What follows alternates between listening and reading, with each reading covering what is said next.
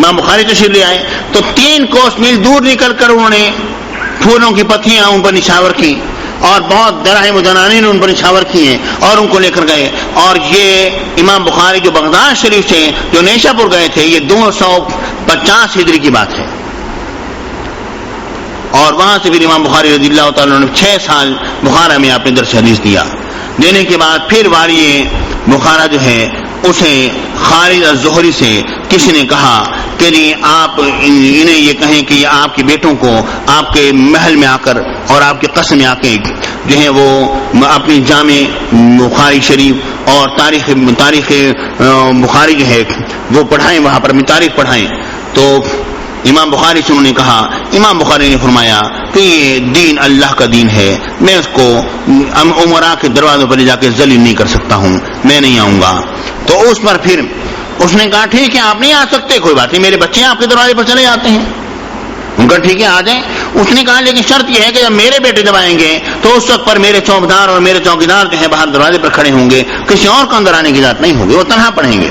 آپ نے فرمایا سبحان اللہ، ایک ایسی بات ہے کہ یہ دین اللہ کے رسول کی میراث ہے، اور کون ہوتا ہے کہ لوگوں کو روکو اس میں آنے سے؟ جب وہ آئیں گے تو کوئی بھی آئے گا، اس کے اندر کوئی روکنے والا نہیں ہوگا. تو اس نے کہا یہ تو نہیں ہوگا. اور ایک بات میں آتا ہے کہ یہ خالد زہری امیر بخارا جو تھا، حاکم بخارا، خود اس نے یہ ارادہ کیا تھا کہ وہ خود وہاں پر آئے اور خود آپ سے آ کے علم حاصل کرے. تو آپ نے اس کو یہ جواب دیا. جب یہ بات سامنے آئی تو اس نے پھر یہ کہا کہ اس نے پھر اصرار کی اور جبر کرنے کی کوشش کی. تو آپ نے فرمایا وہ حاکم وقت ہے، مجھے درس دینے سے روک دے، میں رک جاؤں گا. میرے اللہ کے نزدیک میرے ایک حجت قائم ہو جائے گی کہ انہوں نے مجھے روکا تھا اور میں رک گیا. جب یہ بات امام بخاری جیسی ہستی کی زبان سے نکلی تو وہ بوکھلا گیا. اس نے کہا کہ یہ وبال میں اپنے سر لوں کہ میں نے اللہ کے رسول کی حدیثوں کو روک دیا ہے تو پھر کیا بنے گا. وہ خاموش ہو گیا. لیکن فتنہ اندر ہی اندر پروان چڑھتا رہا اور فتنہ پرور لوگ جو ہیں وہ اپنا کام دکھلاتے رہے. اور یہاں تک ہوا کہ پھر اختلافی مسائل جو امام بخاری سے چھیڑ دیے گئے، اختلافی مسائل چھیڑ دیے گئے اور پھر لوگوں کے اندر امام بخاری کے خلاف ایک پروپیگنڈا ہونے لگا. یہاں تک کہ والی بخارا یعنی کہ خالد الزہری نے جو ہے وہ لکھ بھیجا. اس نے کہہ دیا کہ آپ یہاں سے چلے جائیے اور آپ کی وجہ سے بہت ہی فتنہ ہو رہا ہے. تو امام بخاری رضی اللہ تعالیٰ نے کہا اور پھر آپ کو بڑا تنگ کر کے جب نکالا گیا، آپ جب وہاں سے جب نکلے آپ نے کیا کہا؟ آپ نے کہا یا اللہ پروردگار تو دیکھ رہا ہے کہ ان لوگوں نے مجھے بڑا ذلیل کر کے نکالا ہے. یا اللہ جس طرح انہوں نے مجھے ذلیل کیا تو ان کو ذلیل فرمانا اور ان کی آل اور ان کی اولاد کی ذلت اور خواری سے ان کو دکھلانا. امام بخاری رضی اللہ تعالیٰ یہ بات کہتے ہوئے اور پھر آپ نے سمرقند کا ارادہ فرمایا اور آپ بخارا سے نکلتے ہیں سمرقند کی طرف. اور راستے میں جب آپ خرتنگ کے علاقے میں، جب وادی خرتنگ میں، جب ایک قریہ خرتنگ میں جب پہنچتے ہیں تو جہاں پر کہ آپ کے عزیز رشتہ دار بھی تھے، وہاں پر جب پہنچتے ہیں تو آپ کو معلوم ہوتا ہے کہ سمرقند میں بھی آپ کے خلاف پروپیگنڈا ہو رہا ہے.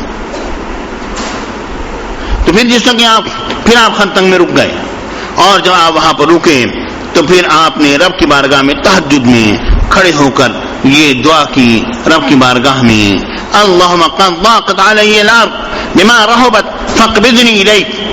یا اللہ پروردگار اب زمین اپنی کشادگی کے باوجود مجھ پر تنگ ہو گئی ہے اور تو اے پروردگار مجھے اٹھا لے یہاں سے. تو امام بخاری رضی اللہ تعالیٰ نے یہ بات دعا کی. چند روز میں آپ بیمار ہو گئے. پھر سمرقند والے لوگوں نے آپ کو بلانا چاہا اور آپ کے متعلق رائے اپنی درست بھی کی، لیکن آپ بیمار بھی ہوئے اور پھر آپ تیار بھی ہوئے. غسل فرما کے امام مبارک باندھا کھڑے ہوئے، ذوق کی بنا پر پھر گر پڑے اور پھر آپ جا نہ سکے. وہیں پر آپ کا وصال پاک ہوا. اور کچھ عرصے میں جب سمرقند کے اندر جب کہ قحط پڑتا ہے تو لاکھ نماز استسقاء پڑھی جاتی ہے، دعا استسقاء کی جاتی ہے، مگر کسی بھی صورت میں بارش بھی نہیں برستی اور می نہیں برستا. کسی درویش نے کہا ارے کیا دیکھتے ہو، جاؤ بخاری کی قبر پر جاؤ، ان کے وسیلے سے جا کے دعا کرو، دیکھو می جو ہے وہ کس طرح برسے گا. تو وہاں کے لوگ سمرقند سے لوگ آتے ہیں خرتنگ کے اندر اور وہاں پر آ کے امام بخاری رضی اللہ تعالیٰ عنہ کی تربت انور پر آ کے دعا کرتے ہیں. اسی وقت می جو ہے رم جھم برسنے لگ جاتا ہے اور قحط ساری جو ہے وہ ختم ہو جاتی ہے. امام بخاری رضی اللہ تعالیٰ عنہ کی تربت انور سے کافی عرصے تک خوشبو آتی رہی اور لوگ آ کر مٹی اٹھا کر جاتے رہے. اور امام بخاری رضی اللہ تعالیٰ عنہ جو ہیں ان کے بارے میں وراق کہتے ہیں, وراق بے جیسی ہستی کہتے ہیں, میں نے خواب میں دیکھا کہ امام بخاری میرے آقا رسول اللہ صاحب الولاق صلی اللہ علیہ وعلی آلہ وصحبہ و جمیع امتہ مبارک وسلم کے پیچھے پیچھے چل رہے ہیں. جہاں پر سرکار مدینہ کا قدیم انور سے اٹھتا ہے وہیں پر امام بخاری جی کا قدیم انور سے آتا ہے. یہ دیکھتے ہیں امام بخاری, یقیناً یہ ایک حقیقت ہے کہ امام بخاری جو ہیں ان کو پہچاننے کے لیے اور ان کی معرفت حاصل کرنے کے لیے اگر انسان بخاری شریف پڑھے یا پڑھائے تب اس کو پتہ چلتا ہے کہ اس میں کتنا نور ہے. اس کتاب میں بڑا عظیم اور عجیب رب العالمین نے نور رکھا ہے, اس میں کوئی شبہ نہیں. یقیناً امام بخاری کے متعلق جو وراق نے جو دیکھا حق تھا, لیکن ہمارے امام اعظم ابو حنیفہ رضی اللہ تعالیٰ عنہ کے متعلق جو کہ دیکھتے بھی کون ہیں, سیدنا دادا گنبخت علی حجویری رضی اللہ تعالیٰ عنہ دیکھتے ہیں کہ امام اعظم ابو حنیفہ رضی اللہ تعالیٰ عنہ سرکار مدینہ سے لٹکے ہوئے ہیں اور میرے آقا جہاں پر جا رہے ہیں وہ گھسٹتے ہوئے آقا کے ساتھ ساتھ جا رہے ہیں. یعنی یہاں پر یہ ہے کہ امام بخاری خود قدم اٹھا کے رکھ رہے ہیں, یہاں پر امام بخاری خود قدم اٹھا کے رکھ رہے ہیں اور وہاں پر سرکار مدینہ اعظم کو خود اپنے ساتھ ساتھ لے کر جا رہے ہیں. امام اعظم کا اپنا کچھ بھی نہیں ہے, جو کچھ ہے سرکار مدینہ کا ہی ہے. وہاں پر خواب دیکھنے والے وراق ہیں اور یہاں پر خواب دیکھنے والے حضرت سیدنا داتا گنج علی حجویری ہیں. وہاں پر خواب دیکھنے والے وراق جو ہیں وہ کسی اور بستی میں ہیں, اور یہاں پر داتا گنج علی حجویری جو خواب دیکھتے ہیں وہ حضرت سیدنا مؤذن رسول صلی اللہ علیہ وسلم حضرت بلال رضی اللہ تعالیٰ عنہ کی تربت انور پر وہاں پر قیام پذیر ہے اور کہتے ہیں رات میں وہاں پر سوتا ہوں تو وہاں پر میں نے خواب میں دیکھا ہے. آپ ذرا موازنہ کیجیے امام اعظم ابو حنیفہ رضی اللہ تعالیٰ عنہ کا. رب العالمین نے امام اعظم ابو حنیفہ رضی اللہ تعالیٰ عنہ یقیناً بہت بلند بالا مقام عطا فرمایا. آپ تو امام جعفر صادق کے تلامذہ میں سے ہیں, آپ تو امام محمد باقر کے تلامذہ میں سے ہیں, اور آپ جو ہیں یا آپ تو اہل بیت اطہار کے ظاہری اور باطنی علوم کے وارث ہیں, کوئی شبہ نہیں اس میں. اور آج بھی امام اعظم ابو حنیفہ رضی اللہ تعالیٰ عنہ کی تربت انور بغداد شریف میں مرجع خلائق ہیں, کوئی شبہ نہیں اس میں. دیکھیے غور فرمائیے, فروری کہتے ہیں کہ میں نے خواب میں دیکھا کہ میں کہیں جا رہا ہوں, میرے آقا حضور علیہ السلام کا دیدار ہوا. میرے آقا نے فرمایا کہاں جا رہے ہو؟ فروری کہاں جا رہے ہو؟ تو میں نے کہا حضور میں محمد بن اسماعیل بخاری کی طرف جا رہا ہوں. تو میرے آقا نے فرمایا اچھا تو محمد بن اسماعیل بخاری کو ہمارا سلام پہنچا دینا. آپ غور کیجئے, جس کو ایک عام مسلمان سلام کرے اسے کا مطلب ہوتا ہے میری طرف سے تمہارے اوپر سلامتی ہو, اور جن پر سرکار مدینہ کی جانب سے سلامتی ہو جائے تو ان کی کوئی جہت ایسی ہوگی جو کہ سلامتی سے خالی ہو. اور دیکھیں غور کیجئے, جو بات میں عرض کر رہا تھا وہ یہ ہے کہ امام بخاری کے خلاف کس کس طرح ہوا. بغداد سے نکلے, نیشا پور میں آئے, جس طرح میں نے ابھی عرض کیا, نیشا پور سے نکالے گئے, پھر بخارا میں آئے, پھر بخارا سے نکالے گئے, سمرقند کی طرف جانے لگے, وہاں پر اختلاف ہو گیا. اگر یہی چیز دیکھی جائے کہ امام اعظم ابو حنیفہ رضی اللہ تعالیٰ عنہ کے خلاف فنا لوگوں نے باتیں کہی اور فنا راوی کہنے والے اور باتیں بنانے والے ہیں, تو امام بخاری کی تو ساری زندگی اس طرح سے گزری ہے, کیونکہ لوگوں نے وہاں پر آپ سے اختلاف کیا ہے, اور ایسے اختلاف کیا کہ آپ کو باقاعدہ جلا وطن کیا. آپ نے جو دعائے ضرر جو دی ہے یہ حاکم بخارا کو وہ اس لیے دی تھی, اور لوگوں کو نہیں دی آپ نے, اس کو اس لیے دی تھی کیونکہ یہ آپ کا وطن تھا اور اس نے آپ کو جلا وطن کیا تھا, اس بنا پر آپ نے اس کو دعائے ضرر دی تھی.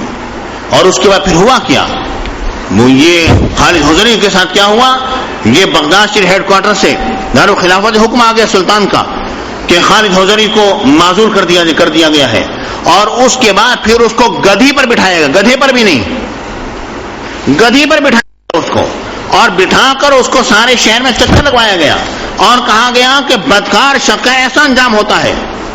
اور جو لوگ اس سازش میں شریک تھے ان کے اہل کے بارے میں اتنی بری باتیں سننے میں آئیں اور اتنے برے طریقے سے برائی کے اندر وہ ملوث پائے گئے. علمان حفیظ کے وہاں پر علماء فرماتے ہیں کہ ہمارا قلم اجازت نہیں دیتا ہے کہ ہم ان لوگوں کی برائیاں لکھیں. تو یقیناً من عادى لي وليا فقد آذنته بالحرب, جس نے میرے ولی سے عداوت رکھی میرے مجھے اللہ کو اعلان جنگ ہے, کوئی شبہ نہیں اس میں.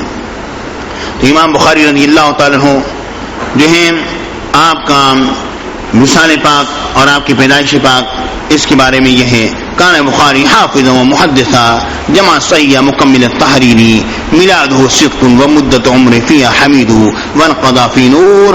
امام بخاری رضی اللہ تعالیٰ عنہ حافظ ہیں، حافظ حدیث ہیں، محدث ہیں. آپ نے صحیح کو جمع فرمایا، مکمل طور پر آپ نے اس کو صحیح طور پر تحریر فرمایا. میلادہ صدق، اختصار سے کام لے رہا ہوں، میلادہ صدق، ورنہ حافظ اور محدث پر کلام کرنے کی بات تھی، لیکن میں اختصار سے کام لیتے عرض کرتا ہوں. میلادہ صدق، آپ کی پیدائش جو ہے وہ لفظ صدق کے اندر مضمر ہے. صدق کی عدد جو ہیں صاد کے 90 ہیں، دال کے 4 ہیں اور قاف کے 100 ہیں، یعنی 194 ہجری میں آپ کی پیدائش ہوتی ہے. 13 شوال مکرم برو جمعہ بعد نماز عصر. فیہ حمید، اور آپ کی پوری حیاتی مبارک عمر مبارک جو ہے وہ بند ہے کلمہ حمید میں. کیا آپ پسندیدہ شخصیت ہیں. اور حمید ہے کے 8 ہیں، میم کے 4، یہ کے 10 ہیں اور دال کے 4 ہیں. یہ کل 62 عدد بنتے ہیں، یعنی 62 سال کی آپ نے عمر مبارک پائی. وانقضى فی نور، اور آپ کا وصال پاک جو ہے وہ لفظ نور میں ہوتا ہے کہ نور کے 50 ہیں، واو کے 6 اور رے کے 200، یعنی سن 256 ہجری میں آپ کا وصال پاک ہوتا ہے اور 62 سال کی آپ نے عمر مبارک پائی.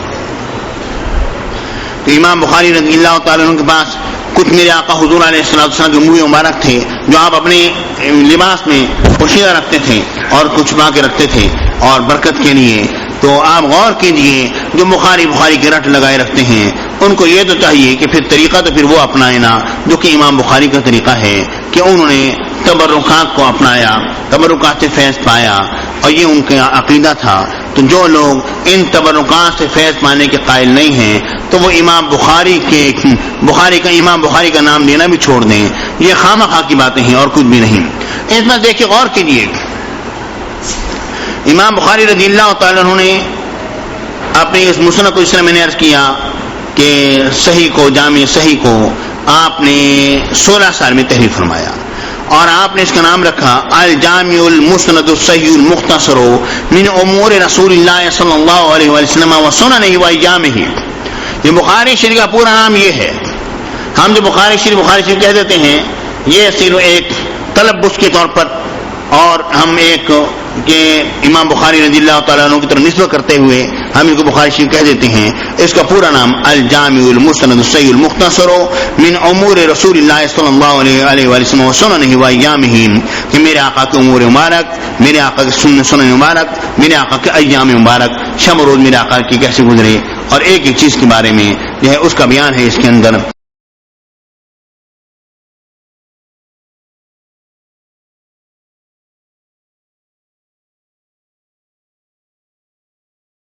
یعنی ہر مرتبہ اس حدیث سے ایک نیا مرتبہ خاص کر رہے ہیں.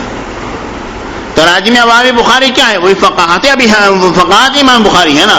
امام بخاری نے فرمایا اس حدیث سے یہ بات ثابت ہوتی ہے، پہلے وہ لکھ دی بعد میں حدیث لکھ دی. دوبارہ پھر وہ حدیث درج کرتے ہیں، پھر یہ فرماتے ہیں ترجمہ بھی لکھا، اس کے اوپر ترجمہ بخاری سے لکھا تو اس حدیث سے یہ بات ثابت ہوتی ہے، پھر نیچے وہ حدیث لکھ دی. اس طرح بعد اوقات امام بخاری نے ایک ایک حدیث سے 9 مسائل کا استعمال کیا ہے. یقیناً فقاہت امام بخاری یقیناً بہت عظیم ہے، مگر کیا کہیے کہ